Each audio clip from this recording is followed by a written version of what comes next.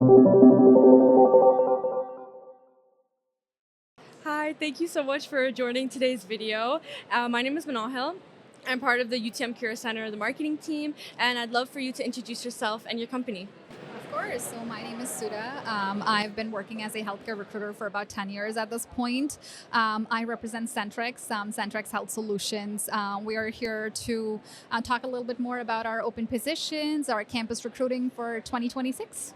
Okay, thank you for that, and thank you for also being the gold sponsor in today's event. So I don't know if you can see, but like from here, many students are walking into the Get Hired Fair, like as of now, and some students may feel invisible in such large networking events. So what advice would you give them, and what is like your cheat code to making their way around? I always tell people, like, especially if it's their first ever career event, don't be shy to go shake hands and have a conversation with the recruiter or the hiring manager at the booth, because many a times if it's a crowd of over 10 people or even over 5 people, people tend to be shy and not have that conversation. Go ahead and have genuine conversations with the people. Ask about the day and talk a little bit more about your experience. Maybe have you heard about the company's name before? So for example, Sentrex, you could come and tell us, hey, I've heard about Sentrex before. I have a family member working at your place. I've seen your infusion clinic when I was driving down the highway, or something along those lines. So build that conversation, and then don't be afraid to share contact information. This could be through LinkedIn, or if you have like a career alert that you can set up with the company, that's absolutely possible as well. Okay, thank you for sharing that. I'll use that as I make my way around. But moving on, so you mentioned about like roles that you're going to be sharing with your company. So are there any entry level roles that students often like overlook but shouldn't? And if there are any emerging skills you think that will be relevant in your industry within the next few years? Absolutely, no. And when it comes to healthcare, we've got two main entry level positions that we typically recruit. We constantly keep recruiting, not just for summer, but year round. So we've got the administrative assistant positions focusing on patient support programs. We've got case managers, and then we also have pharmacy assistant and pharmacy clerks towards the pharmacy side of the business. So these four roles, two in pharmacy, two in PSPs. Now, they don't need a lot of work experience.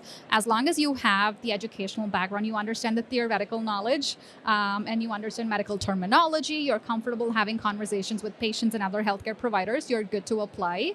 You don't need a lot of industry experience per se to get your foot into the door. Okay, yeah. So, like speaking about like industry experiences or not having those certain skills or anything like that, is there other like misconceptions you think students have about like your industry that you would love to clear up? Absolutely. So when it comes to healthcare, people always assume, oh, it's probably physicians or nurses or PSWs or RPNs, RNs, pharmacy specific roles, right? But when it comes to healthcare companies itself, we have a back end team as well, right? So we've got our IT team, we've got our dev team, there's project management, there's facilities, we have infusion clinics, we have facilities management, and then there's patient support coordinators, admin assistants. So there's a lot of program development and program operations happening on the back end. So people only focus on core healthcare front facing roles, but there's a lot of back end roles as well, which people need to explore. Great. Thank you for sharing that. And lastly, like with these roles and hiring opportunities that you guys have, the incoming internship opportunities as well, typically you'll see like hundreds, if not thousands of applicants just for those roles. So how can students like show that they're a good fit in their resumes or even during the interview process? No, that's a very good question. So I always tell people, don't just blindly apply to any of the job applications. I know even if it's a familiar entry level basic position with not a lot of experience, look into the company's mission, vision, and values, and then see if you relate, if you resonate with their values, right? Because it's always not just the position and the salary itself. You also want to understand the company culture.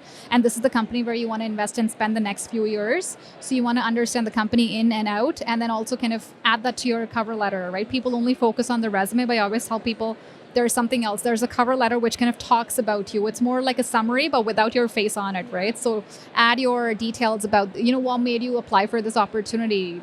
Why are you interested in working with Sentrex? So details about the mission, vision, values, and how you relate to the mission, vision, values would be amazing to be added onto the CV. Okay. Thank you for sharing that. And lastly, as a incoming graduate myself and on behalf of many others who are graduating, what is one piece of advice that you would give someone starting their first job out of school? I always tell people, don't be scared to ask questions. I know the first job you're like, well, do I ask questions? Are people going to be offended? No, absolutely not. That you are there to make mistakes. And mistakes would happen. My first job, 2015, I made so many mistakes at the pharmacy working as a pharmacy assistant, right? You're learning new tools and technologies. You're building relations. You're building corporate relations, right? So these people can be your references in the future if you ever decide to switch jobs. So maintain good connections with your colleagues and your supervisors, because you never know if one person leaves and they want to now hire you into their next position. Absolutely, that's a possibility. So build connections. Don't be afraid of asking questions, and then keep learning new tools, new technologies, invest in whatever is available in that company. Okay, thank you for sharing that. And that question wraps up the end of the interview. Thank you again for being our gold sponsor, and enjoy the rest of the fair. Thank you. Thank You as you. well.